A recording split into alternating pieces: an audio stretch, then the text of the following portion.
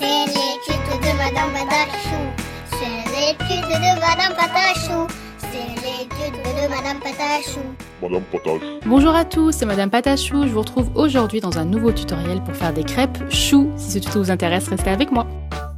Pour commencer, on prend du blanc, du translucide à part égale et de l'ocre qu'on mélange tout ensemble. On fait une boule que l'on vient étaler, donc soit au rouleau, soit à la machine à pâte, mais il faut que ce soit étalé finement.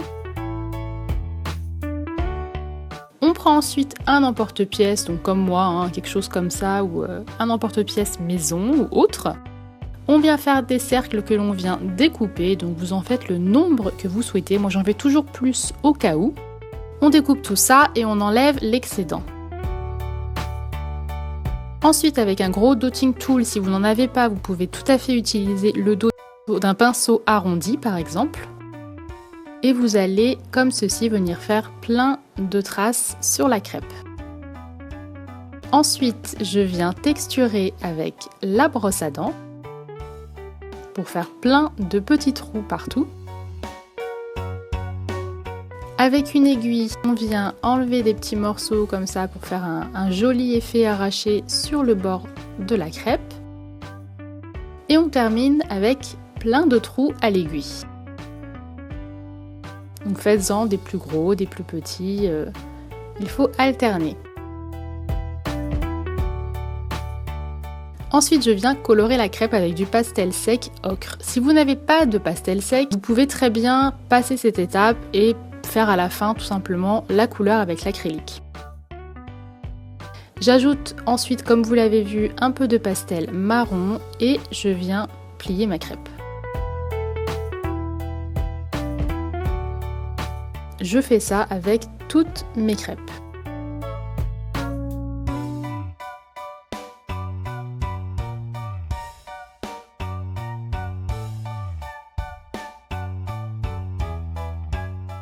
Je mets tout ça au four 10 minutes à 110 degrés. Une fois que c'est cuit, je viens peaufiner la coloration avec de la peinture. Donc j'ai ajouté un petit peu d'ocre.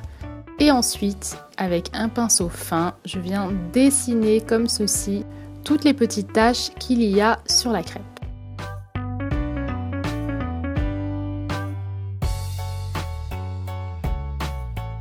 Vraiment pour lui donner une jolie coloration.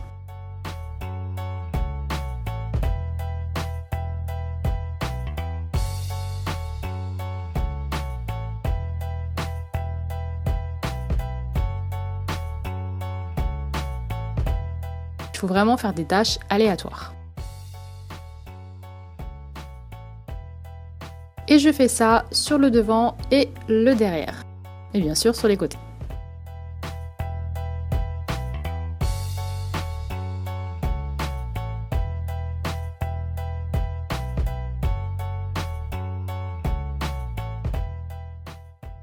Voilà ce que ça doit vous donner. Ensuite, vous prenez un sachet de congélation que vous allez venir coller comme ceci avec le pistolet à colle.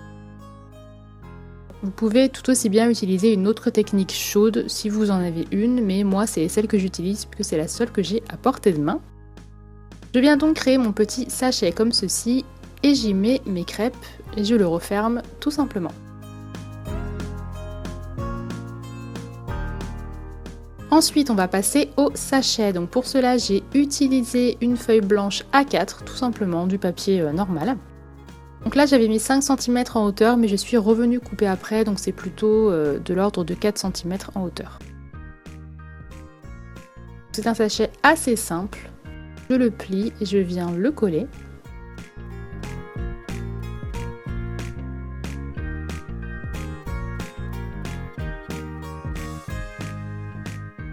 Avec un critérium, je viens faire les petits traits dentelés comme ceci que je vais ensuite couper au scalpel.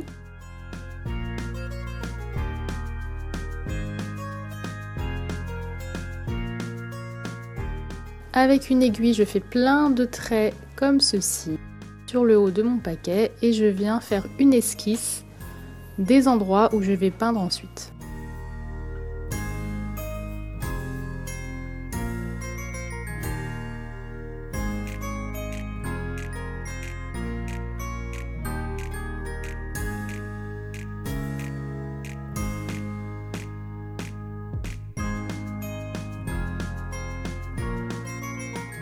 Donc j'ai décidé pour ce tuto de juste écrire chou, de ne pas mélanger, genre écrire wa chou ou quoi que ce soit, j'ai juste fait simple.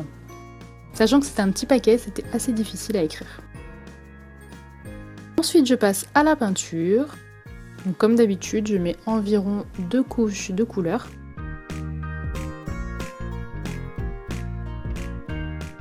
Et pour l'écriture, ce qui était un petit peu compliqué, c'est qu'il fallait faire un dégradé et les lettres sont toutes petites.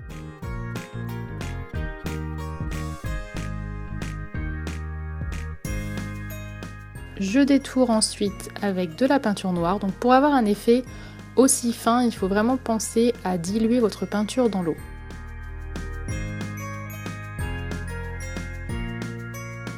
De toute manière, si vous la diluez pas suffisamment, elle ne va pas sécher assez rapidement. Je redétourne encore une fois, mais cette fois-ci avec de la peinture blanche.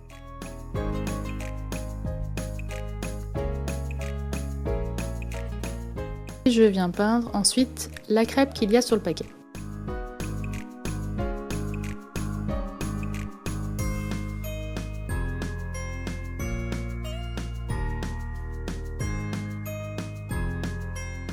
Je peins ensuite la girafe.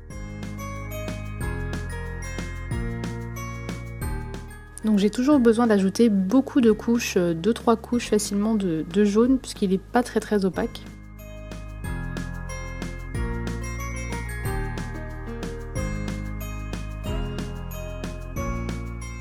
J'ajoute ensuite des détails.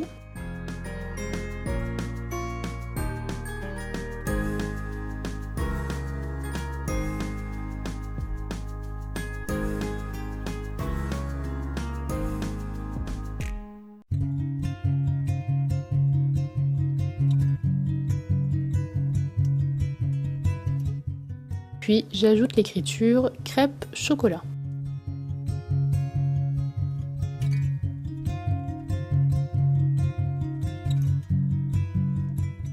C'est un paquet qui a été assez rapide à faire puisqu'il est en majorité blanc.